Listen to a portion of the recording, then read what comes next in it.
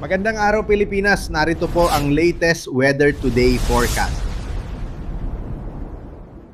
Makikita natin dito sa ating latest satellite images na sa kasalukuyan, dalawang low pressure area ang ating minomonitor sa ating monitoring domain. No? So sa kasalukuyan, itong pareha sa low pressure area ay nasa labas pa ng ating Philippine Area of Responsibility. Una, itong mas malapit na LPA sa atin, huling namataan sa layong 1,265 kilometers silangan ng Mindanao. At yung pangalawang low pressure area ay latest location po natin nasa layong 2,770 kilometers silangan rin po ng Mindanao. Itong mas malapit na low pressure area ay malit yung tsansa or hindi natin inaasahang magiging bagyo sa mga susunod na araw, pero posible po itong magdulot ng mga pag-ulan sa malaking bahagi ng Visayas at sa Mindanao. Mas mataas yung tsansa nung malayong low pressure area na maging bagyo sa mga susunod na araw. Less likely maging bagyo within the next 24 hours pero continuous monitoring po ang ating ginagawa dahil mas tumataas yung tsansa na maging tropical cyclone or ganap na bagyo ito over the weekend. At patuloy nga ang pag-iral ng easterlies o yung mainit na hangin sa karagatang Pasipiko dito sa malaking bahagi ng ating bansa. So ito yung mainit at malinsangang hangin galing sa Pacific Ocean. So nakikita natin na nagdudulot ito ng mga pag-ulan sa malaking bahagi ng Palawan, pero improving conditions na ating mararanasan for most of Visayas and Mindanao. So for Metro Manila and the rest of the country, asan pa rin natin na magpapatuloy itong mainit at malinsangang panahon. Sasamahan lamang yan ng mga biglaan at panandaliang pag-ulan na dulot ng localized thunderstorms. At ito po yung ating latest tropical cyclone threat potential forecast na kung saan makikita natin yung general track or location nitong ating mga sama ng panahon na minomonitor sa mga susunod na araw. So for this week, nakikita natin dito na dito sa diagram sa itaas na yung mas malapit pong low pressure area, mas maliit yung chance ng maging bagyo pero lalapit ito sa ating kalupaan. Posibleng pumasok ng ating Philippine Area of Responsibility bukas as early as Thursday. Magdudulot po ito ng mga pag-ulan sa malaking bahagi ng Visayas, Mindanao, possibly ilang portions rin po ng Palawan. At yung mas malayong low pressure area, ito po yung may mas mataas sa chance ng maging bagyo sa mga susunod na araw.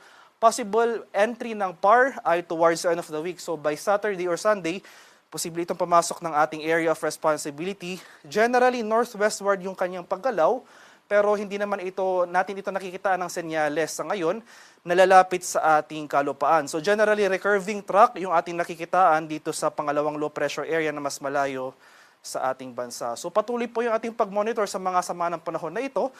At itong mga areas po ng Visayas at Mindanao, maghanda po tayo sa mga pag-ulan na dulot ng papalapit na low pressure area. At para naman sa magiging lagay ng ating panahon dito sa Luzon, so for Metro Manila and most of Luzon, generally fair weather ang ating inaasahan. Wala po tayong inaasahang mga sustain o yung mga tuloy-tuloy na mga kaulapan at pag-ulan. Magdala pa rin tayo ng payong dahil nandyan pa rin yung mga usual afternoon to evening na mga rain showers or thunderstorms. Sa bahagi naman ng Palawan, Visayas at sa Mindanao, dahil sa epekto ng easterlies, posible pa rin tayo makaranas ng mga pag-ulan at mga kaulapan dito sa area ng Palawan, pero magpapatuloy itong magandang panahon, generally fair weather throughout most of Visayas and Mindanao. Maliban na lamang sa mga pulupulong pag-ulan na may pagkulog at pagkilat na dulot ng localized thunderstorms. At sa kalagayan nating karagatan sa kasalukuyan, wala ring nakataas na gale warning, pero iba yung pag-ingat pa rin sa ating mga kababayan na maglalayag, especially dito sa seaboards ng extreme northern Luzon dahil posible pa rin tayo makaranas dyan ng katamtaman hanggang sa maalong karagatan.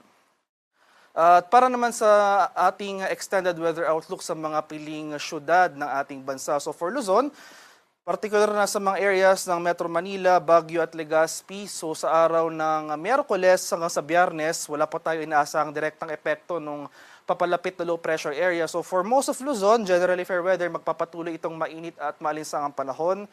Pero maghanda pa rin po tayo sa mga panandaliang pag-ulan, mga panakanakang pag-ulan na dulot ng thunderstorms.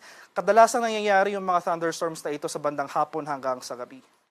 Sa areas naman ng Visayas, mapapansin po natin itong silangang bahagi ng Visayas unang makakaranas ng mga epekto ng papalapit na low pressure area as early as Thursday. No? So for most of Central and Eastern Visayas, Thursday to Friday, maghanda po tayo sa mga banta ng pagbaha at pagguho ng lupa, lalong-lalo na kung tuloy-tuloy yung mga pag-ulan na ating mararanasan. Pagsapit sa araw ng Biyernes, buong Visayas na, so including Iloilo City, makakaranas na ng mga pag-ulan na dulot ng papalapit na low pressure area.